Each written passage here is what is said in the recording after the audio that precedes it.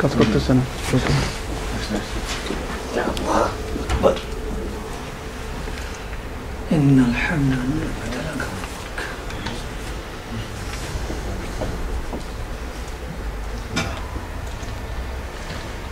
আউযুবিল্লাহি মিনাশ শাইতানির রাজিম। বিসমিল্লাহির রহমানির রহিম। শুকরিয়া জানাচ্ছি সেই মহান রব্বুল আলামিনের দরবারে, যিনি আজকে আমাদেরকে নাস্তিকদের বিপরীতে আজকের এই প্রোগ্রামে আসার তৌফিক দান করলেন। সবাই বলি আলহামদুলিল্লাহ। আমরা জানি বাংলাদেশের নবনাস্তিকদের, যারা নতুন নাস্তিক, এর জন্য তাদেরকে নবনাস্তিক বলা হচ্ছে। বাচ্চু ভাই খুব ভালো কথা বলছে যে ওই নাস্তিকরা ডিম পেড়েছে, ওই ডিম থেকে বাচ্চা ফুটেছে, সেই বাচ্চাগুলা আজকে এই নাস্তিকতার সুযোগ দিচ্ছে। আসলে কে দিচ্ছে এটা আমরা স্পষ্ট এখন দেখতে পাবো। আমি একটা ওয়েবসাইট আপনাকে দেখাচ্ছি। সেই ওয়েবসাইটে রাজীব যে ব্লগার ছিল এবং নাস্তিক ছিল, নাস্তিক যে আল্লাহ বিরোধী কাজ করে, আমরা জানি শহীদ কাকে বলে, যে আল্লাহর রাস্তায় জীবন দেয়। ইসলামী আইন কায়েম করার জন্য যে আল্লাহর রাস্তায় জীবন দেয় তাকে বলা হয় শহীদ। আমি বুঝলাম না যে যে আল্লাহ বিরোধী কথা বলে সে কিভাবে শহীদ হয়। দেখেন এইখানে আছে ধর্মকারী.com।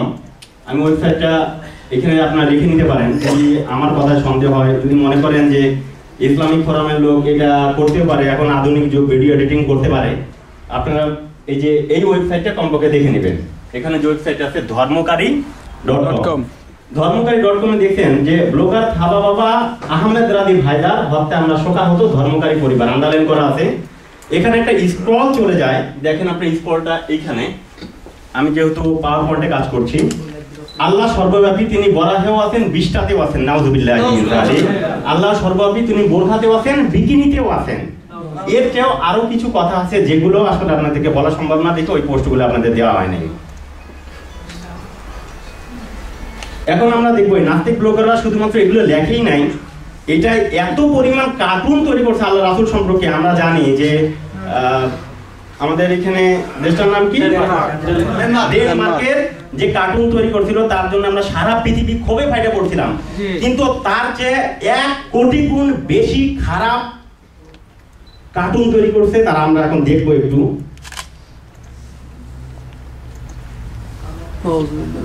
মুহাম্মদ সাল্লাল্লাহু আলাইহি ওয়াসাল্লামকে মহা উম্মাদকে ঘোষণা করা হয়েছে। এই দেখেন মুহাম্মদ সাল্লাল্লাহু আলাইহি ওয়াসাল্লামের কার্টুন বানানো হয়েছে। ওহী নাযিলের সময় প্রথমে নাকি কানের ঘন্টার মধ্যে ঘন্টা বাজতো ডিং ডং ডং। নাউযুবিল্লাহি মিন যালিক। আপনারা এখানে পাবেন, ধর্মকারীতেই পাবেন, ঠিক আছে। এখন দেখেন ওহী নাযিলের বিষয়গুলো এখানে বিস্তারিত দিয়েছে। আপনারা যদি এই যে এটা আল্লাহর রাসূলকে বানানো হয়েছে, দেখেন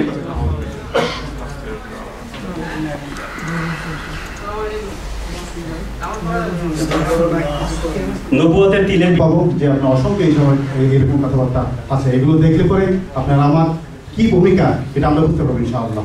এখন আমাদের সামনে সংক্ষিপ্ত বক্তব্য পেশ করেন আমাদের এই ইসলামিক ফোরামের কাউন্সিল এখন সদস্য ভাই শরীফুল ইসলাম। ভাই শরীফুল ইসলামকে তার সংক্ষিপ্ত বক্তব্য পেশ করার জন্য অনুরোধ করছি।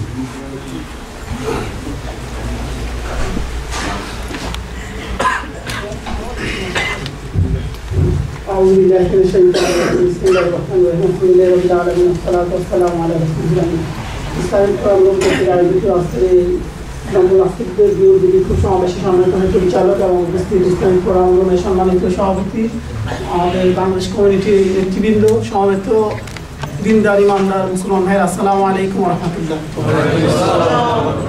আপনারা সবাই এই স্লটগুলো দেখার মাধ্যমে এটা স্পষ্ট আমাদের সবার কাছে আজকে আমরা কোন অবস্থার মধ্যে আছি, আমাদের দেশ, আমাদের ভবিষ্যৎ প্রজন্ম আজকে কোথায় এগিয়ে যাচ্ছে।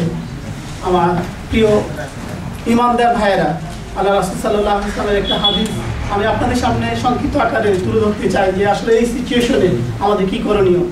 হযরত আবু সাঈদ খুদরি রাদিয়াল্লাহু তাআলা আনহু থেকে বর্ণিত, তিনি বলেন যে মান রাআ মিনকুম মুনকারান ফালইউগাইয়ির বিয়াদিহি ওয়া ইন লাম ইস্তাতি' ফাবিলিসানিহি ওয়া ইন লাম ইস্তাতি' ফাবিকলবিহি যালিকা দাফুল ঈমান। হযরত আবু সাঈদ খুদরি রাদিয়াল্লাহু তাআলা আনহু থেকে বর্ণিত বুখারী এবং মুসলিম শরীফের হাদিসে আল্লাহ রাসূল সাল্লাল্লাহু আলাইহি ওয়াসাল্লাম বলেছেন, তোমাদের মধ্যে কেউ যদি কোনো অন্যায় কোথাও সংগঠিত হতে দেখে, ইসলামের বিরুদ্ধে কোনো অন্যায় সংগঠিত করতেছে দেখার পর কেউ যদি তার শক্তি সামর্থ্য থাকা অবস্থায় এর প্রতিরোধে এগিয়ে না আসে, তার শক্তি থাকলে সেটাকে হাত দিয়ে শক্তি দিয়ে তার অন্যায়ের প্রতিরোধ করবে। যদি সেই সামর্থ্য শক্তি না থাকে তাহলে সে মুখ দিয়ে তার প্রতিবাদ করবে। মুখ দিয়ে প্রতিবাদেরও যদি সামর্থ্য না থাকে তাকে অন্তর দিয়ে ঘৃণা করতে হবে। তবে ঘৃণা করাটা হলো একজন ইমানদারের সর্বনিম্ন পর্যায়ের ইমানদারের পরিচয়। আমার প্রিয় মুমিন ইমানদার ভাইয়েরা, আজকে আমরা যে জিনিসগুলো দেখলাম, আমাদের পূর্বোক্ত আলোচনায় এই কথাটা আসছে যে আজকে ইসলামের জন্ম থেকে শুরু করে আজ অবধি ইসলামের বিরুদ্ধে যত লেখক, যত নাস্তিক, যত কাফের যা কিছু রচনা করেছেন, তাদের সমস্ত রচনাকে যদি একত্র করে এক পাল্লায় রাখা হয়, আর এই ব্লগারদের এই উক্তিগুলো, এই রচনাগুলো, এই কটাক্ষগুলোকে যদি আমরা এক পাল্লায় রাখি, তাহলে এই ব্লগারদের এই উক্তিগুলোর তুলনায় ইসলামের জন্ম থেকে শুরু থেকে আজ পর্যন্ত যত আল্লাহ রাসূল, আল্লাহর দিন, নবীকে নিয়ে যত কটাক্ষ করা হয়েছে, ইসলামের বিরুদ্ধে, কোরআনের বিরুদ্ধে যত কটাক্ষ করা হয়েছে, সবগুলো তাদের কাছে কিছুই হবে না।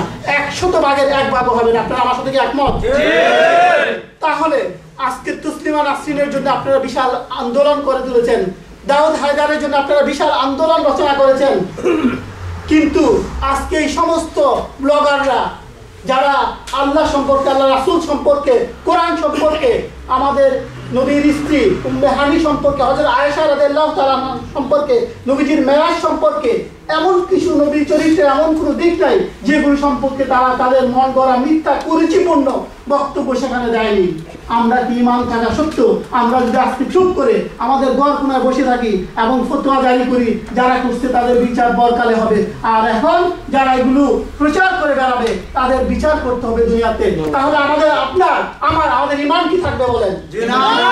আজকে যদি আমরা আল্লাহর কাঠগড়ায় নিজেদেরকে ঈমানদার হিসাবে পরিচিত হতে চাই, আল্লাহর কাছে আল্লাহ রাসূলের উম্মত হিসাবে যদি আমরা কিয়ামতের দিন দাঁড়াইতে চাই, তাহলে আল্লাহর বিরুদ্ধে, আল্লাহ রাসূলের বিরুদ্ধে, আমাদের কোরআনের বিরুদ্ধে, শুধু তারা আল্লাহ রাসূল, কোরআন এবং শুধু ইসলাম ধর্মের ব্যাপারেই তাদের কটাক্ষ নয়, তারা দুনিয়ার সমস্ত ধর্মের বিরুদ্ধে তাদের যা মনে চায় তাই করতেছে।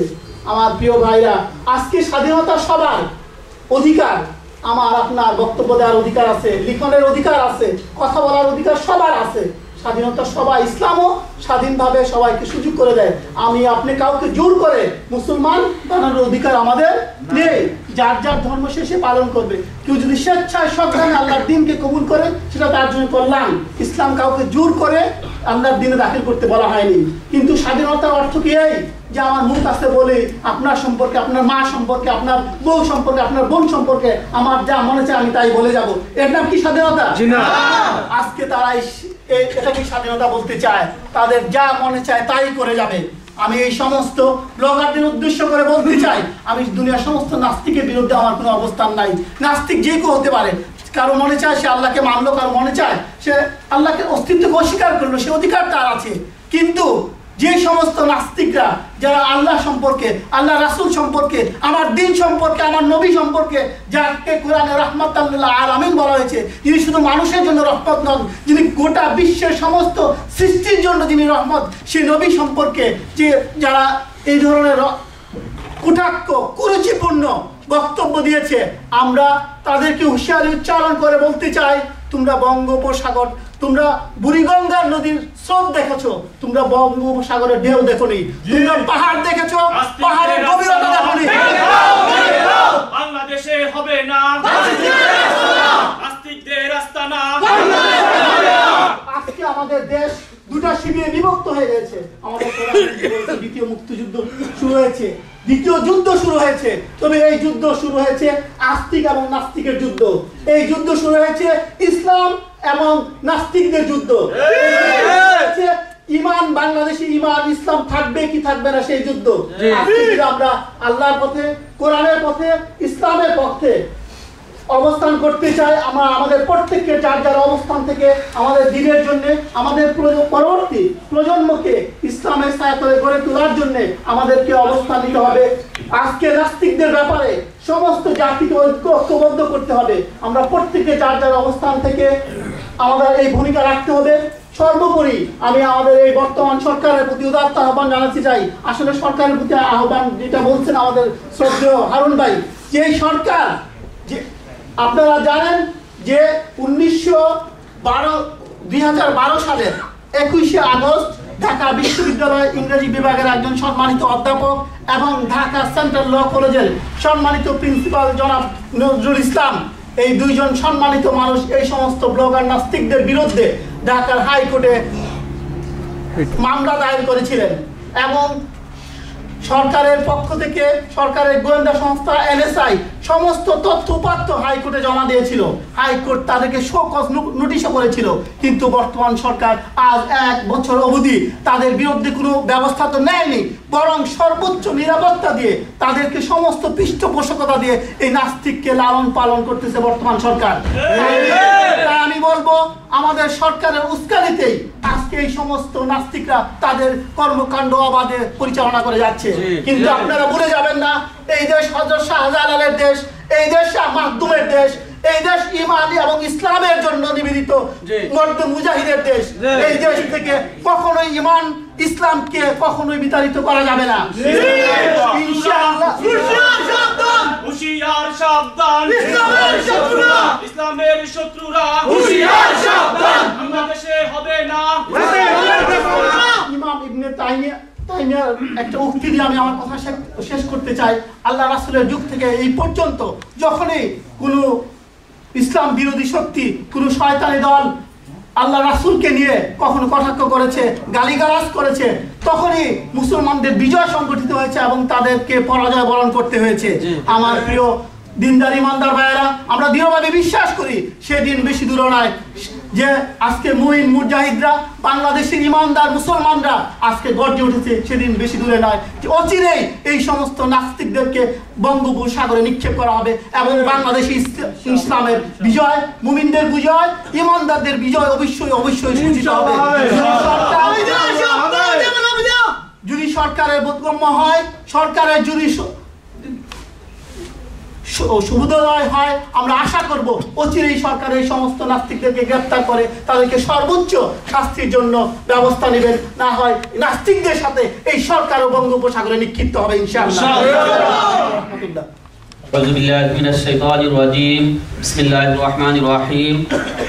ইসলামিক ফোরাম রোম কর্তৃক আয়োজিত নব্য নাস্তিকদের বিরুদ্ধে সর্বোচ্চ শাস্তির দাবিতে আজকের এই বিক্ষোভ সমাবেশের সম্মানিত পরিচালক, মঞ্চে উপবিষ্ট ইসলামিক ফোরামের বিভিন্ন স্তরের দায়িত্বশীল বৃন্দ এবং বাংলাদেশ সমিতির সভাপতি জনাব নুরে আলম সিদ্দিকী বাচ্চু ভাই এবং আমার সামনে উপস্থিত ইসলাম প্রিয়, নবী প্রেমিক, আল্লাহ প্রেমিক মুসলমান ভাই, আসসালামু আলাইকুম ওয়া রাহমাতুল্লাহি ওয়া বারাকাতুহু। অত্যন্ত দুঃখের সাথে বলতে হয়, আমরা আমাদের প্রিয় মাতৃভূমি বাংলাদেশ থেকে হাজার হাজার মাইল দূরে থাকার পরেও, একটি মুসলিম দেশে বাস করার পরেও এই নাস্তিকদের বিরুদ্ধে স্বতঃস্ফূর্তভাবে বিক্ষোভ প্রদর্শন করার জন্য আমরা এখানে একত্রিত হয়েছি। প্রিয় ভাইয়েরা, খুব দুঃখ নিয়ে বলতে হয়, যেই দেশে 1% মুসলমান নেই, যেই দেশে পাসপোর্টধারী যদি গণনা করা হয় তাহলে 1% মুসলমান পাওয়া যাবে না, সেই দেশে বসে আমরা স্বতঃস্ফূর্তভাবে এইসব নাস্তিকদের বিরুদ্ধে আমরা বিক্ষোভ প্রদর্শন করতে পারি, আমরা প্রতিবাদ করতে পারি। কিন্তু আমাদের 92% মুসলমানদের দেশ হওয়ার পরেও আমাদের অধিকার নিয়ে আমরা সেখানে কথা বলতে পারি না। প্রিয় ভাইরা, আমরা দেখতে পাই সেই নাস্তিকদেরকে প্রতিবাদ করার জন্য